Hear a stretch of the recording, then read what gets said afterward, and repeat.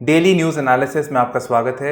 आज है 23 सितंबर और आज के दिल्ली एडिशन को हम कवर करेंगे। अब चलिए देखते हैं आज की इंपॉर्टेंट हेडलाइंस। तो सबसे पहले it's a continuation of what was happening with reference to India and United Kingdoms. तो इंडिया और यूनाइटेड किंगडम्स में थोड़ी सी टेंशन चल रही है when it comes to Indians going to United Kingdoms, ठीक है, आफ्टर वैक्सीनेशन। तो वैक्सीनेशन के बाद भी उनके ऊपर क्वारंटाइन लग रहा है, तो इसी के ऊपर एक कंटिन्यूएशन में ये न्यूज़ है, तो छोटी सी है। नेक्स्ट है ₹50,000 for each Covid death.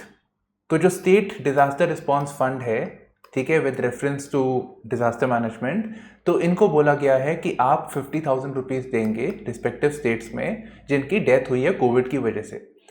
So this is a good opportunity to study the SDRF, NDMA, NDRF। तो इनके जो इंस्टीट्यूशंस है इसके बारे में पढ़ने के लिए हमें अच्छा सा मौका मिल गया, and this is important for prelims also. Mains में हम डिस्कस नहीं करेंगे, पर हाँ, मेंस के लिए इंपॉर्टेंट है। नेक्स्ट, एक बड़ी इंटरेस्टिंग डेवलपमेंट हुई है when it comes to global air quality standards. तो WHO ने अपने स्टैंडर्ड्स को और स्ट्रिक्ट कर लिया है।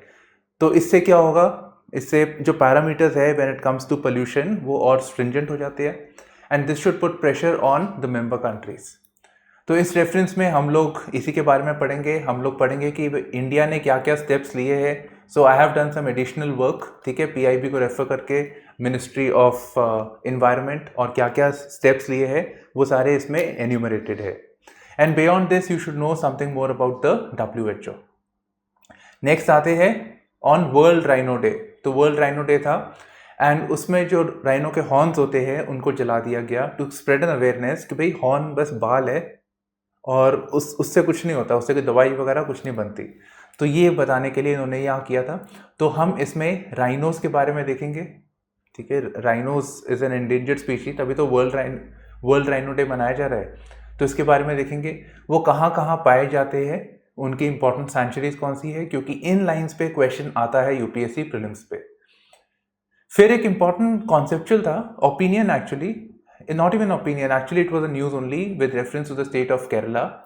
तो वहां पे एक श्री पद्मनाभा टेम्पल है, ठीक है, उस which is being managed by a trust. तो इनका ऑडिट हो रहा है, तो इन्होंने अपील करी सुप्रीम कोर्ट को। सुप्रीम कोर्ट ने कहा नहीं, आप ऑडिट होने दीजिए, आपको क्या दिक्कत है। तो इस रेफरेंस में we will learn about this concept, we will learn about the Padmanabha temple.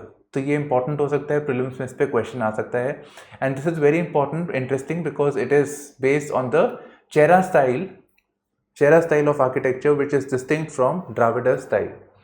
So this was new even to me. तो इससे देखेंगे थोड़ा सा। देन आते हैं आज के ओपिनियंस में। सो 3-4 थे actually opinions, so I have picked up this. The judicial selection needs more than a tweak. तो आजकल जुडिशियल अपॉइंटमेंट्स के बारे में बात हो रही है, ठीक है। तो इन्होंने ये high court, Madras high court में प्रैक्टिस करते हैं एडवोकेट। तो उन्होंने बताया है, basically is listed out the process of appointment और उसमें क्या क्या प्रॉब्लम्स हुई है और आगे क्या रिफॉर्म्स लिए गए थे, वहां पे जाके ठप बंद। But this is a good opportunity to learn about the judicial appointments, ठीक है, क्या मेजर्स लेने चाहिए, उस रेफरेंस में ये अच्छा टॉपिक है। Next, a flawed calculation of inflation. तो इन्फ्लेशन के रेफरेंस से इकोनॉमी का स्टेट ऑफ अफेयर्स, ये सारा इस ओपिनियन सेक्शन में कवर्ड है, तो अच्छा है।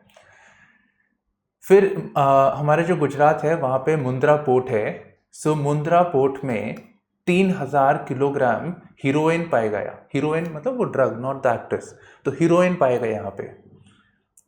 So this is being investigated by an agency of the center known as Department of Revenue Intelligence। Department है, डायरेक्टरेट है, बट इट इज DRI। तो इसको हम देखेंगे, इस इंस्टीट्यूशन के बारे में पढ़ेंगे, and this is an example of how organised crime cartels function, या ड्रग ट्रैफिकिंग कैसे होता है। So this is a very important theme for UPSC internal security.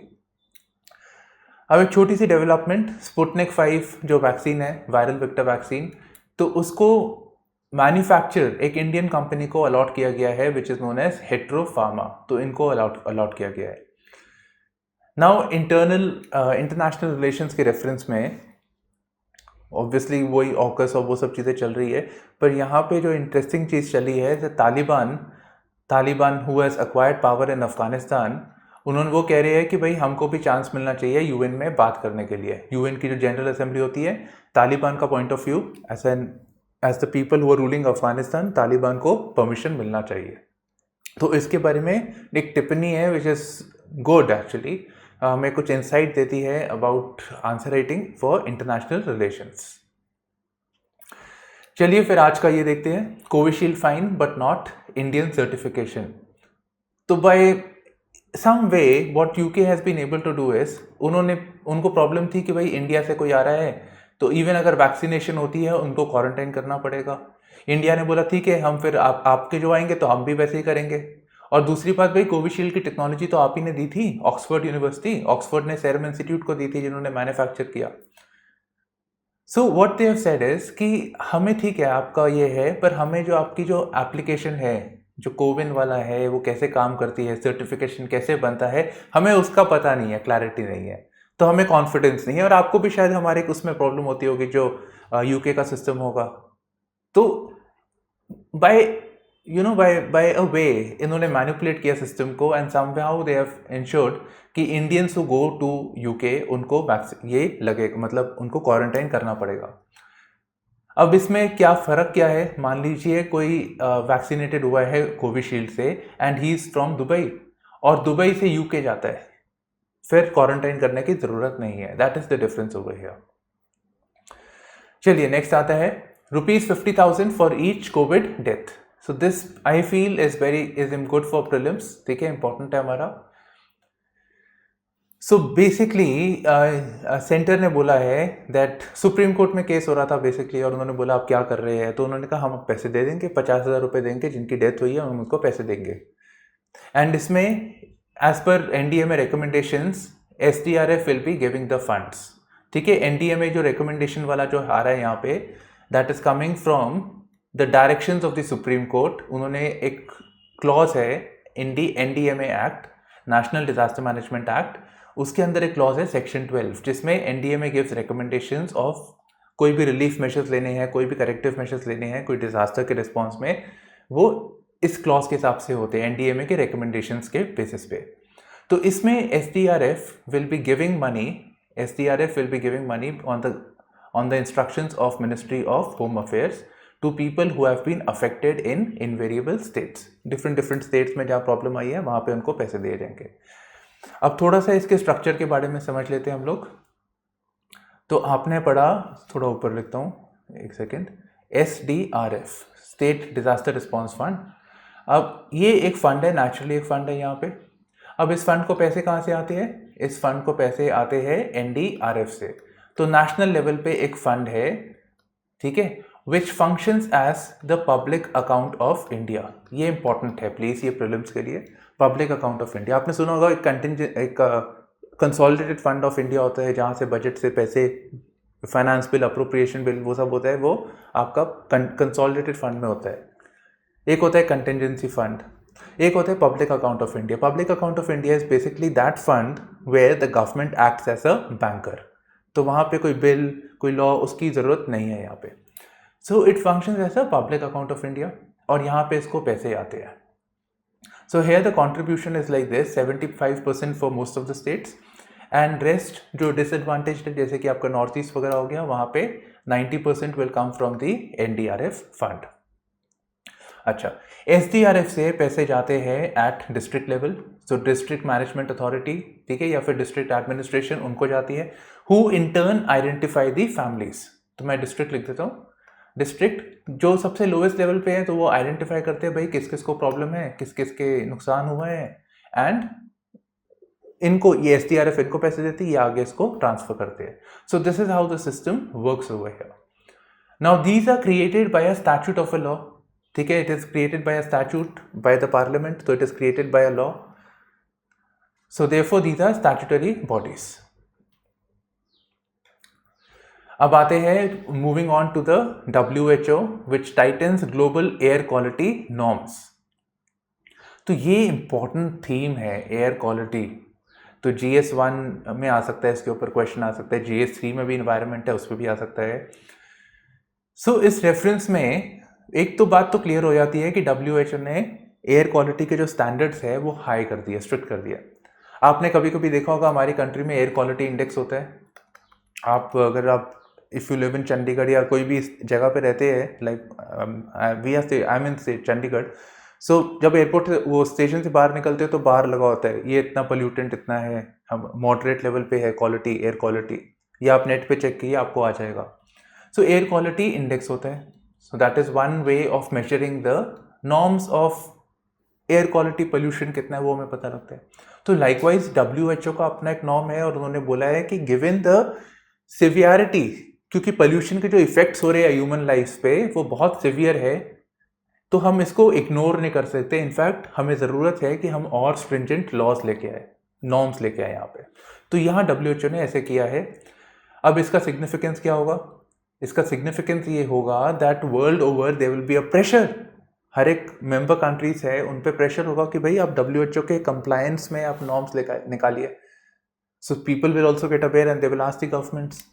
So gradually this will put pressure on the governments and also on making policies for having cleaner air.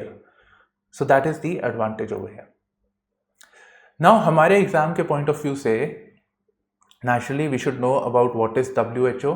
ठीक है, तो WHO क्या है, फिर standards तो हमें नहीं पता एग्जैक्टली स्पेसिफिकली, बट यहाँ पे the impact of bad air quality हमें ये पता होना चाहिए, एंड गवर्नमेंट ने क्या क्या मेजर्स लिए हैं for improving the air quality in India. तो लास्ट 5-6 साल में क्या क्या स्टेप्स लिए, काफ़ी स्टेप्स लिए हैं, तो वो हमें पता होने चाहिए। अब WHO को एक बार देख लेते हैं। WHO is classified as a special agency. It is classified as a special agency. ये डिस्क्रिप्शन बहुत इंपॉर्टेंट है because special agency is the terminology used over here of for the United Nations. अब इसका क्या मतलब होता है? इसका मतलब होता है कि WHO is in the domain of health care. ठीक है, एक अपना इंडिपेंडेंटली काम करती है, but it is an organ of the United Nations. So normally organisation associated with the socio economic cause, जैसे आपका ये हेल्थ केयर हो गया, they work independently but ultimately they are part of the UN. So this is a special agency of UN, important. And इसका headquarters है Geneva के अंदर। Geneva is in Switzerland. ठीक है, ये आपको पता होना चाहिए कि हेडक्वार्टर कहाँ पे, ऐसे प्रीलिम्स में क्वेश्चन आ जाता है। अगर कोई रिपोर्ट लिखी है, I have not mention, but अगर कोई रिपोर्ट है तो you should know about that also. चलिए अब देखते हैं एयर पोल्यूशन का इम्पैक्ट क्या होता है। ऑब्वियसली आप you live in a place like a Delhi, you will realise immediately. ठीक है, difficulty in breathing, people with asthma, cardiovascular diseases, तो नई नई डिजीजेस पे इम्पैक्ट है। Maybe there is an impact on people with diabetes also. So there are lot of implications of the air pollution on the health of a person. अब इसके लिए government ने क्या स्टेप्स लिए हैं? So hair we have following steps. First of all, आपने ये पढ़ा हुआ, हमने रेफर भी किया था। So the government had release a national air quality index, so which basically identifies कि ये सिटीज़ को आइडेंटिफाई कर लेता है और वहाँ पे बताता है कि एयर क्वालिटी कैसी है। It is based on the pollutants that are there in the environment. तो कुछ pollutants को यहाँ पे लिस्ट आउट किया है, इंपॉर्टेंट है, प्लीज नोट कीजिए। 8 pollutants, PM10, 2.5, NO2। ठीक है, यहाँ पे लिखा हुआ है। यहाँ एक चीज़ नोटिस कीजिए, एक्सेप्शन कौन सा है, क्योंकि 8 याद करने की जरूरत नहीं पड़ती। फिर देखिए कि कौन सा मिस हुआ है। Carbon dioxide is not there, carbon monoxide is there. Carbon dioxide को एज अ पोल्यूटेंट काउंट नहीं किया गया है, so this is not there. So let's say the question is there. So इस तरीके से you can approach it. So national air quality index is there, ठीक है, and then there is national ambient air quality standards prescribed, and the worst rating on this pollutants represent the AQI for that city. चलिए बाकी देखते हैं हम लोग क्या क्या किया है। The central government has launched the National Clean Air Program. तो इम्प्रूविंग द एयर क्वालिटी, उन्होंने national air clean air programme इसको लॉन्च किया है as a central sector scheme. Central sector scheme का समझते हो? सेंटर 100% रिस्पॉन्सिबिलिटी लेता है फॉर द स्कीम। एक होता है centrally sponsored scheme way state is implementing it, centre से पैसे आते हैं, सेंटर और स्टेट से दोनों से एक कॉन्ट्रीब्यूशन जाता है, so that is centrally sponsored, this is a central sector scheme. This is the difference. So the idea is to have a long-term, time-bound and national level strategy to tackle air pollution. And इसमें objective ये है कि जो PM10 and PM2.5 है particulate matter, उनका concentration in the environment कम करना है by 20 to 30% by 2024, keeping 2017 as the base year. और ये कम कैसे होगा? By having city-specific action plans. So pollution कम करना है एंड प्लस हमें सिटी स्पेसिफिक सोचना पड़ेगा कि कैसे अप्रोच करना है। और इस रेफरेंस में हमारे पास एक एग्जांपल है ग्रेडेड रिस्पांस एक्शन प्लान। कहाँ पे? दिल्ली के अंदर, वेरी इंपॉर्टेंट। तो दिल्ली के अंदर सबसे एक तो पॉपुलस सिटी है, प्लस पोल्यूशन का प्रॉब्लम बहुत ज़्यादा है वहाँ पे because of the geographical factors. So graded response action plan मतलब लेवल 1, लेवल 2, अगर इतनी पोल्यूशन हो रही है तो हम ये इंडस्ट्रीज बंद कर देंगे, लेवल 2 ये बंद कर देंगे, लेवल 3 सबसे खराब हो गया तो सब घर बैठो अब बस। So graded response action plan, जैसे जैसे प्रॉब्लम बढ़ रही है intensity of steps taken is increasing. फिर एक ऐप लॉन्च की है Sameer app has been launched to where in air quality information is available to the public as well as अगर किसी को कंप्लेंट करनी है वो ऐसा कर सकते हैं। ये आपने पढ़ लिया, national ambient air quality standards and AQI has been introduced. And beyond this, end of the day अगर पोल्यूशन के प्रॉब्लम को रेक्टिफाई करना है we need to look at education. So environment education awareness training उस पर focus किया है। They have found a national green corps, basically creating a cadre of students who create awareness, who work towards the cause of environment and eco clubs. तो ये सब चीज़ें, बाकी आप इसमें अपने वो भी डाल सकते हैं INDC, ठीक है, जो क्लाइमेट चेंज ऑब्लिगेशंस के लिए जो स्टेप्स लिए गए हैं, introduction of the EVs, odd and even, वो सब मेजर्स भी आप स्पेसिफाई कर सकते हैं। चलिए अब नेक्स्ट टॉपिक देखते हैं। On the world rhino day 2500 horns turn to ashes in Assam. तो इन्होंने बेसिकली ये आप हॉर्न देख, ये आप राइनो देख लीजिए, इसके हॉर्न होते हैं, ठीक है, तो हॉर्न को काट दिया। वो कहते हैं यार हॉर्न बाल होते हैं क्यों, इसके ये मेडिसिन के चक्कर में, चाइनीज़ मेडिसिन, ये मेडिसिन, उस चक्कर में हॉर्न की पोचिंग होती है, इलीगल ट्रेड होता है, तो ये सब बंद करो आप। इसमें अवेयरनेस क्रिएट करने के लिए इन्होंने सारे कलेक्ट किए और सब जला दिया at a large scale. So that was the idea over here, to create a sense of awareness कि इन सब से कुछ नहीं होता। अब हमारे काम का ये चीज़ है यहाँ पे कि राइनो का IUCN स्टेटस क्या है।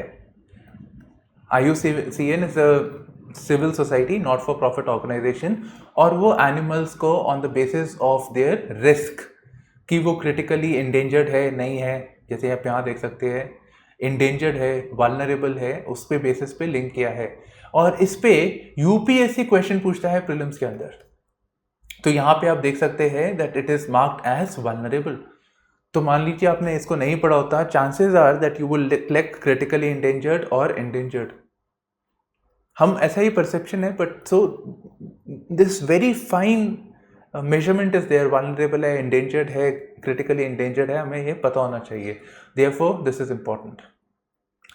दूसरी बात यहाँ पे राइनो के स्पेसिफिक है दैट राइनो के स्पेसिफिक है कि कौन से नेशनल पार्क्स में राइनो मिलते हैं। अब सबसे ज़्यादा कॉन्सेंट्रेशन तो इनका असम के अंदर है, ठीक है, तो सबसे ज़्यादा कॉन्सेंट्रेशन असम के अंदर है। So we have this Kaziranga national park and Pobitora wildlife sanctuary in Assam. अब आपका काम ये है यहाँ पे कि ये कौन सी रिवर पे आती है, यहाँ पे कौन से यूनिक एनिमल्स मिलते हैं। We expect tigers and rhinos for sure, पर कुछ यूनिक एनिमल्स भी मिलते होंगे। For example in Manas national park we have a, Manas national park के अंदर आपका एक पिग्मी हॉक करके कोई अलग सी स्पीशीज मिलती है, तो उस पर क्वेश्चन आ गया था, तो ऐसे क्वेश्चन आ सकता है। बाकी ये इंपॉर्टेंट नेशनल पार्क है, और ठीक है, तो काजीरंगा पवित्रा नेशनल पार्क तो है ही है, पर ये भी है। अब इसमें मनास इंपॉर्टेंट है, मनास क्वेश्चन में आया था एंड उसमें बेसिकली पूछ रहा था कि मनास 3-4 सेंचुरीज थी और रिवर्स बता रखी थी, तो one of the reverse was Brahmaputra in that, ठीक है। सो वी एक्सपेक्ट किया नॉर्थ ईस्ट है तो ब्रह्मपुत्र होगा, पर Brahmaputra was not the answer. So you should know, have a look at the physical map of India, देखिए कि कौन सी नेशनल ये सेंचुरी है, तो उसके बारे में आपको पता होना चाहिए, कौन सी रिवर है, कौन सी स्पीशीज़ है, और स्पीशीज़ में ये क्रिटिकली इंडेंजर्ड क्या है, उसका IUCN स्टेटस क्या है, ये पता होना चाहिए। अब यहाँ पे ना ये जो दिब्रू साइखोवा नेशनल पार्क है, this region, not the national park important हो सकता है, but this region that is there, इसको रिसेंटली टेरिटोरियल काउंसिल का स्टेटस मिला है under the 6th schedule of the constitution. So एक होता है ऑटोनोमस डिस्ट्रिक्ट्स, इसको और एक ऑटोनोमस डिस्ट्रिक्ट के बियॉन्ड इसको टेरिटोरियल काउंसिल का स्टेटस मिला है। तो इसको थोड़ा सा देख लेना, दिस टॉपिक में भी इंपॉर्टेंट। ऑल्दो ऐसा स्पेसिफाई नहीं किया है कि ऑटोनोमस डिस्ट्रिक्ट और टेरिटोरियल काउंसिल में फ़र्क क्या होता है। I really research on this, कुछ नहीं मिला। Only thing is we can say that greater level of devolution of powers और डिसेंट्रलाइजेशन इज बीइंग डन। तो ये आप थोड़ा देख लेना इसको। बियॉन्ड दिस, राइनोस को बचाने के लिए कुछ स्टेप्स लिए गए हैं by the centre. So one is India rhino vision. So Indian rhino vision it's basically an initiative of Assam, ठीक है, ये असम स्टेट का इनिशिएटिव है, not India. So government of Assam in collaboration with world wide federation of India, Indian rhino foundation and several other organisations. अब इन organisations के बारे में थोड़ा सा पढ़ लेना। Next is wild life protection act, ये तो कॉमन है फॉर ऑल एनिमल्स। सो नाम से पता लग रहा है वाइल्ड लाइफ प्रोटेक्शन। इसके अंदर अब दो चीज़ आ जाती है। मान लीजिए किसी एनिमल को शूट किया, किल किया, तो पोचिंग, तो उसके लिए पनिशमेंट्स है। दूसरी चीज़ है it leads the foundation of creation of sanctuaries, national parks, ये सब इसके अंदर आता है। फिर एक और एक स्कीम है integrated development of wild life habitats, ये दोनों सेंटर की तरफ से है। Next, SC rejects Shri Padmanabha trust plea. तो श्री पद्मनाभा जो टेम्पल है that is being managed by a trust, उनका ऑडिट होना था। इन्होंने बोला भाई हमारे पास पैसे नहीं है, कोविड हो गया, ये हो गया, पैसे नहीं है हमारे पास। तो कोर्ट ने बोला ठीक है आप ऑडिट कर लेते हैं, आपके पास कितना है क्या है। तो 25 साल का उन्होंने लगा दिया। तो 25 साल उन्होंने सोचा था कि टेम्पल का ऑडिट होगा, पर टेम्पल के बियॉन्ड ट्रस्ट का भी ऑडिट हो गया। Now what comes to mind is polity का आर्टिकल 26। एक आर्टिकल 25 भी है, that is a personal right of an individual for practising a religion and also propagation of the religion, obviously in a rightful manner. तो that is an individual right. Article 26 जो है that is about maintenance of religious institutions. तो उस reference में rights है, जैसे कि temple हो गया, गुरुद्वारा हो गया, उन चीज़ों के बारे में है। तो यहाँ पे we see that the government is, एक होता है separation of state from religion. So we see that the state is entering into the sphere of the religious functioning of the institution. Obviously on the secular side, ये religious side को नहीं देख रहा है, only secular side, audit, financials, ये सब secular हो गया, nothing to do with religion. तो यहाँ पे ये हम देखने को मिलता है, यहाँ पे the Indian version of secularism. अब यहाँ पे श्री पद्मनाभा टेम्पल के बारे में थोड़ा देख लेते हैं। So Sri Padmanabha Temple is located in the capital of Kerala, Thiruvananthapuram. Naturally it is a Hindu temple and Kerala में ही होगा ये। And this is the royal, जो इस टेम्पल का जो ट्रस्ट है, जो एजेंसी है, this is belonging to the royal family of Travancore. ठीक है, so जो महाराजा of Travancore is the trustee of the temple. चलिए, अब टेम्पल के अंदर किसकी पूजा की जाती है? टेम्पल की में पूजा की जाती है of Lord Shiva, Lord Vishnu की पूजा की जाती है। एंड इन विच अवतार? लॉर्ड अनंता। इन दी अवतार आपने देखा होगा, वो Vishnu ji is lying down sleeping, ठीक है, he is sleeping and snakes है काफी सारे। So this is the deity that is being worshipped over here, और this form of Vishnu is being worshipped.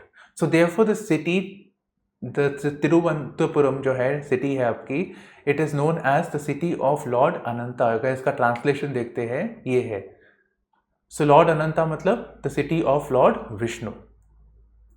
Now this temple is an fusion of the Chera style and Dravidian style. तो Dravidian style is basically आपका the temples that were built by the Cholas, ठीक है, Cholas and the Pallavas, that is the combination, Chola को बोलते हैं combination of the Dravidian style. So this is the Chera, मतलब केरला वाला style plus Dravidian style, Chola style का एक फ्यूजन देखने को मिलता है यहाँ पे। Chera is the ruling dynasty of Kerala ancient times में, संगम एज एंड ऑल। तो यहाँ पे ये सब बता रखा है यहाँ पे।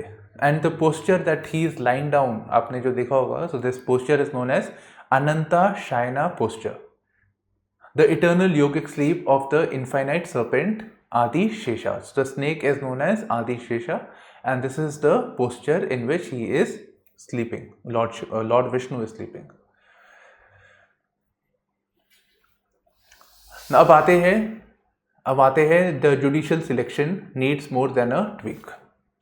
ठीक है, अब जुडिशरी के रेफरेंस में काफ़ी सारे अभी न्यूज़ में रहा है। चीफ जस्टिस ऑफ इंडिया ने कहा था कि वैकेंसीज बहुत ज़्यादा है हाई कोर्ट के अंदर। हाई कोर्ट्स में इलाहाबाद हाई कोर्ट का रेफरेंस किया था, बाद में हमारे पास आया कि अबाउट 1000+, ठीक है, 1070 ऐसा कुछ था, 1000+ vacancies are there for the high courts जजेस की है, उसमें से अबाउट 400+ आर वैकेंट, तो which is a sizeable number, about 45% are vacant over here. फिर हम एक इशू देखते हैं when it comes to the judicial selection is कि judicial selection is being done by the collegium, तो collegium से करती है।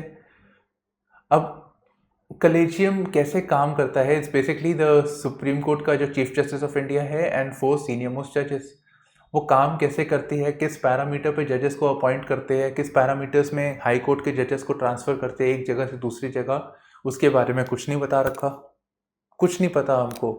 क्यों किसी जज को प्रमोट नहीं किया, chief justice of a particular court justice Qureshi को प्रमोट नहीं किया, पर उनको even though he was a chief justice of a high court but he was transfer to a different court. इनका relationship with the government is also not very good. अब जब हम collegium के बारे में बात करते हैं, collegium was not mentioned in the constitution also, so article 124 हो जाए या आपका आर्टिकल 216 हो जाए, which lays the grounds of appointment of the judge of a Supreme Court as well as the High Court, तो Supreme Court and High Court, तो इसके बारे में कोलेजियम का था ही नहीं सिस्टम। वो तो बोल रहे थे कि भाई प्रेसिडेंट अपॉइंट करेगा in consultation with the CJI अगर सुप्रीम कोर्ट के जज के बारे में, और अगर आर्टिकल 216 देखते हैं तो CJI plus governor of the state, if it is the chief justice of high court तो इतने में होगा, इफ इट इज द जज ऑफ हाई कोर्ट तो फिर chief justice of a high court. तो जुडिशरी ने खुद से अपने आप से, इन्होंने एक जुडिशियल इनोवेशन के through they created the institution of collegium, it is not mentioned in the constitution, कुछ सिस्टम नहीं है, एंड अपने अंदर सारी पावर ले ली। The system of consultation, it did not mean, we don't know if it didn't really mean कि ये मैंडेटरी है। यहाँ पे कंसल्टेशन दी है, प्रेसिडेंट की मर्जी है, माने ना माने। सेकेंड जजेस केस में बोला कि चीफ जस्टिस ऑफ इंडिया की कंसल्टेशन जो है वो मैंडेटरी होगी, एंड उन्होंने बोला कि CJI अकेले नहीं, CJI के साथ साथ 4 जजेस और बैठे होंगे। सो कलेजियम का स्टार्ट शुरू हो गया वहां पे, कलेजियम शुरू हो गया बाय द सेकेंड जजेस केस। अब ये सारे सिस्टम को रिफॉर्म करने के लिए, specially about the way collegium is functioning, उसकी बहुत क्रिटिसिजम्स है, plus collegium time to time नहीं बैठती है, that is why there is large number of vacancies. तो ये बोल रहे हैं अपना पार्लियामेंट ने एक कॉन्स्टिट्यूशनल रिफॉर्म लेके आया है which is known as 99th amendment act, और उसमें उन्होंने national judicial appointments commission NJAC लेके आए, पर NJAC में कुछ प्रॉब्लम्स थे, तो NJAC में judiciary, executive and certain other eminent members appointed by the executive itself, वो एक साथ बैठते और जजेस को अपॉइंट करते, ट्रांसफर के मैटर्स को देखते, पर इसमें प्रॉब्लम्स थी and this was struck down और कॉलेजियम को वापस ले आए। एंड उसके बाद जुडिशरी ने बोला कि हम लोग ये सिस्टम को रिफॉर्म करेंगे, पर उसके लिए we will create a memorandum of procedure, हम एक पूरा सिस्टम बनाएंगे, अच्छा सा आप टेंशन मत लो, एग्जीक्यूटिव को बोलो हम बनाएंगे अपना और उसके बेसिस पे सब काम होगा, पर उसका क्या हो रहा है कुछ नहीं पता। उन्होंने बोला हम फोकस करेंगे कि time to time vacancies fill होती है, अब हम बात करेंगे डाइवर्सिटी के बारे में, डाइवर्सिटी मेंटेन हो, मेरिट मेंटेन हो, पर उस चीज़ों में कोई बात नहीं हो रही है।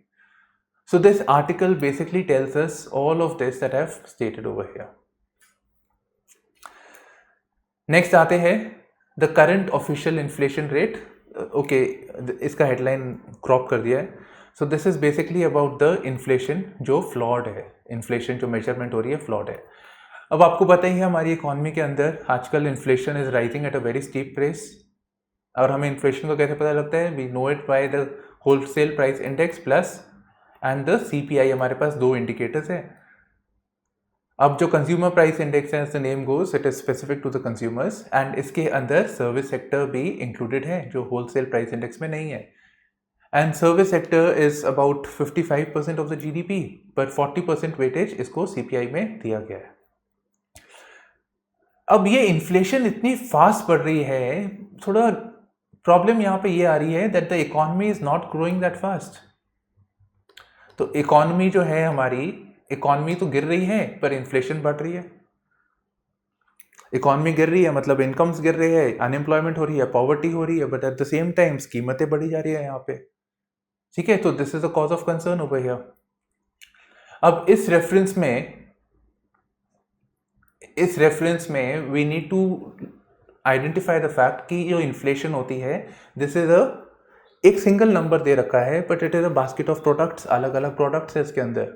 तो जैसे कि आपकी फूड हो गया, एजुकेशन हो गया, सर्विसेज हो गया, अलग अलग बास्केट ऑफ थिंग प्रोडक्ट्स है यहाँ पे. अब based on the class of a person, may be a person is rich, उसका जो एक्सपेंडिचर होगा वो अलग होगा, द कंजम्पशन बास्केट अलग होगी आपकी, मिडिल क्लास की अलग होगी, एंड पुअर की अलग होगी. Poor will be essentially focused on the food, और फूड की इन्फ्लेशन बहुत तेज है अभी, तो एसेंशियल्स पे फोकस रहेगा.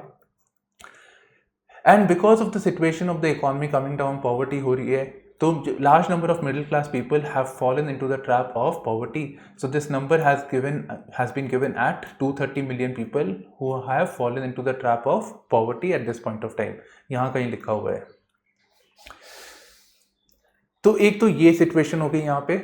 ठीक है, अब इस रेफरेंस में there is a need to reconsider the basket of products that are included in the consumer price index. तो हमें ये रिकंसिडर करने की जरूरत है यहाँ पे. And because of the covid pandemic, कोविड-19 हुआ है, लोगों का जो हेल्थ एक्सपेंडिचर है वो बढ़ा है. आज की डेट में हेल्थ एक्सपेंडिचर बढ़ गया, आपका एक्सपेंडिचर ऑन एजुकेशन बढ़ गया.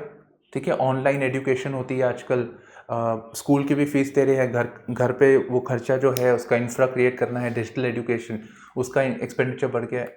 अब most of us that we are watching the class, हमको इतना फर्क नहीं पड़ता, but imagine large number of population that is in the unorganized sector. So about 90% of the economy is unorganized.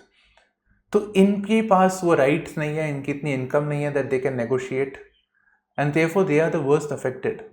तो जो CPI है that needs to cater into the recent changes, people falling into the trap of poverty, या फिर आप CPI के मतलब आप जो नए एक्सपेंडिचर्स है, हेल्थ हो गया, एजुकेशन हो गया, उस पर फोकस करने की ज़रूरत है. एंड इस रेफरेंस में there is very poor data collection, क्योंकि लॉकडाउन हो गया फिर, तो naturally data collection is very bad आज की डेट में. So these are certain factors that are mentioned. अब इस रेफरेंस में the author says that this is a vicious cycle. ये एक विशियस साइकिल है of inflation. So one is that inflation बढ़ रही है, इकॉनमी नीचे जा रही है, तो पॉवर्टी बढ़ रही है.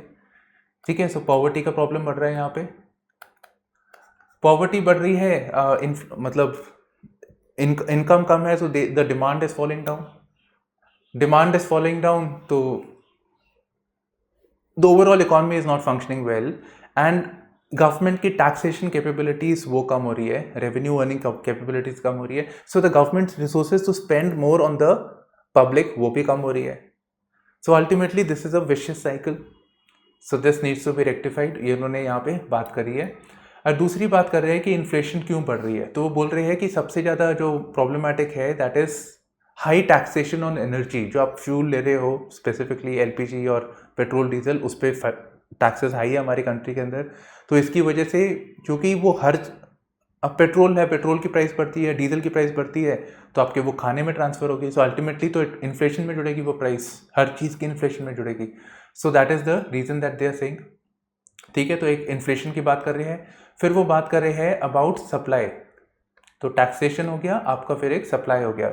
सो supply has come down in the recent times because of the lockdown. Supply कम हो गया है, and therefore availability of the product is less, तो इन्फ्लेशन इससे बढ़ रही है. तो रूरल एरियाज में तो सप्लाई ठीक है, बट अर्बन एरियाज में सप्लाई कम हो गया है. So these are certain parameters, certain insights that this editorial provides us. Next आते हैं drug haul, role of Pakistani elements being examined. ठीक है, तो गुजरात जो आपका स्टेट है यहाँ पे, ठीक है, तो यहाँ के मुंद्रा पोर्ट में ड्रग्स मिले हैं ऑफ 3000 किलोग्राम्स। और यहाँ पे फॉरेन नेशनल्स अरेस्ट हुए हैं, आपके अफगान नेशनल हो गए, कुछ उज़्बेकी हो गए, कुछ इंडियंस हो गए। So this basically is a case of maritime security. Maritime routes को मिसयूज करके यहाँ पे ड्रग्स आ रहे हैं। ड्रग्स के कुछ साइड इफेक्ट्स हो गए, right? It will affect the economy, may be this drug trade is aiding terror financing, so there are certain other issues involved over here, and it is possible that there is an external state actor like Pakistan who's creating this issue over here. तो ये सब इस पे यहाँ पे बात करी है। अब हमारे रेफरेंस में प्रीलिम्स के पॉइंट ऑफ व्यू में directorate of revenue intelligence is in news, तो इसको देख लेते थोड़ा सा। सो DRI is an intelligence agency and is the apex anti-smuggling intelligence and investigative operations. तो स्मगलिंग के रेफरेंस में है and this comes under ministry of finance. Actually department of revenue के अंदर आते हैं, department of revenue comes under ministry of finance. तो यहाँ पे देख लीजिए, parent organization central board of indirect taxes, customs इसके अंडर आते हैं। तो आप जो IRS कस्टम्स वाला जो होता है एंट्री UPSC में, वो इसके अंडर आती है। नेक्स्ट इज स्पुतनिक वैक्सीन है आपकी, ठीक है। तो स्पुतनिक वैक्सीन की अवेलेबिलिटी नहीं है इतनी अच्छी आज की डेट में। तो द गवर्नमेंट, एक तो है कि स्पुतनिक वैक्सीन की अवेलेबिलिटी इंप्रूव करने के लिए इस कंपनी को, हेट्रो फार्मा, इस कंपनी को लाइसेंस दिया जा रहा है फॉर मैन्युफैक्चरिंग दिस वैक्सीन, ठीक है। तो it has been recommended on the condition कि वो फेज 3 ट्रायल्स के जो डेटा है about interim safety and immunogenicity. तो इम्यूनोजेनिसिटी का मतलब होता है कि जो इम्यून वैक्सीनेशन डाली है तो उससे क्या इम्यून रिस्पॉन्स आया है, उसके बारे में वो डेटा निकालना चाहिए। फेज 3 क्लिनिकल ट्रायल्स का मतलब है कि ह्यूमन बींग्स पे जो ट्रायल हो रहा है अंडर अ क्लोज्ड एनवायरनमेंट, एक अंडर ऑब्जर्वेशन जो डेटा आ रहा है उसको आप पब्लिक कीजिए, उसके बेसिस पे आपको आप मैन्युफैक्चर इस वैक्सीन को कर सकते हैं। Now, this is part of a larger policy of the government to ensure that the vaccines are available as well as accessible at an affordable price. तो अभी तक प्रेशर था on Covishield and Covaxin. Covaxin is not able to scale up, Bharat Biotech is not able to scale up. फिर और vaccine आ रही है बाहर से, तो नई नई टेक्नोलॉजीज आ रही है, so that can be given to other companies, pharma companies, so that there is an inclusivity when it comes to vaccine development. Next, Taliban want to address the world at the United Nations, ठीक है। इन अ वे अफगानिस्तान के अंदर अफगानिस्तान के अंदर they have emerged, इनकी अब government चल रही है, so this gives a perspective of Taliban is answerable to the what is happening in the United Nations, so it can communicate with the world and this will give Taliban जो अफगानिस्तान के अंदर है, some sort of international recognition which they want to be recognized in the world community। तो वो चाहते हैं आज की डेट में, तभी वो काफ़ी सारे आजकल they are showing a soft side to them as compared to what they were in 2001। and one of the reasons why they want international recognition is they want funding। there is humanitarian crisis in Afghanistan, plus पैसे भी नहीं है। लड़ाई करने से तो government नहीं चलती, लड़ाई करके आ तो गए हो, पर आपको गवर्नेंस लेके आनी है, आपको इकोनॉमी को रिवाइव करना है। But at this point of time they need grants in any form। तो अगर ये इंटरनेशनल रिकॉग्निशन मिलता है, they will be able to get access to the funding of the foreign countries, foreign institutions।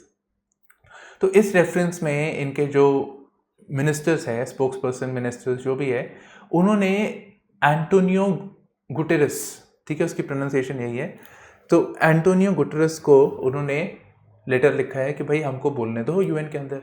Antonio Guterres is basically the secretary general of the United Nations, और वो भी बोल रहे हैं कि हमको इनको चांस देना चाहिए बोलने के लिए, because this acts as a leverage. हमारे पास एक लिवरेज मिल जाएगा of putting more accountability on the Taliban government. हम उनको बोले भाई आप इंक्लूसिव गवर्नमेंट लेके आओ, जहाँ पे हर एक ग्रुप को रिप्रेजेंटेशन मिलती है, specifically work on the rights of the women. तो टू रिफॉर्म द गवर्नमेंट, इस पे काम किया जा सकता है। अब यहाँ पे प्रॉब्लम यह आ रही है कि अफगानिस्तान के ऑलरेडी देयर इज समबडी, पुरानी गवर्नमेंट के देयर इज एन पर्सन, ठीक है, there is a person who is deputed to this. So एक एम्बेसडर थे जो ऑलरेडी UNGA में डेप्यूटेड थे, तो अब कौन बोलेगा वो प्रॉब्लम है, शायद इस सेशन में वो बोल नहीं पाए। तो अभी subsequently this request will go to the credentials committee of the United Nations General Assembly. ठीक है, वो आइडेंटिफाई करेंगे कि हाँ भाई ये व्यक्ति बोल सकते हैं, रिप्रेजेंट कर सकते हैं। So this is all we have on this particular news analysis. Thank you for streaming in Chetan Bharat Learning with me, Shubhashish Singh Rehal. Bye bye, take care, and all the best.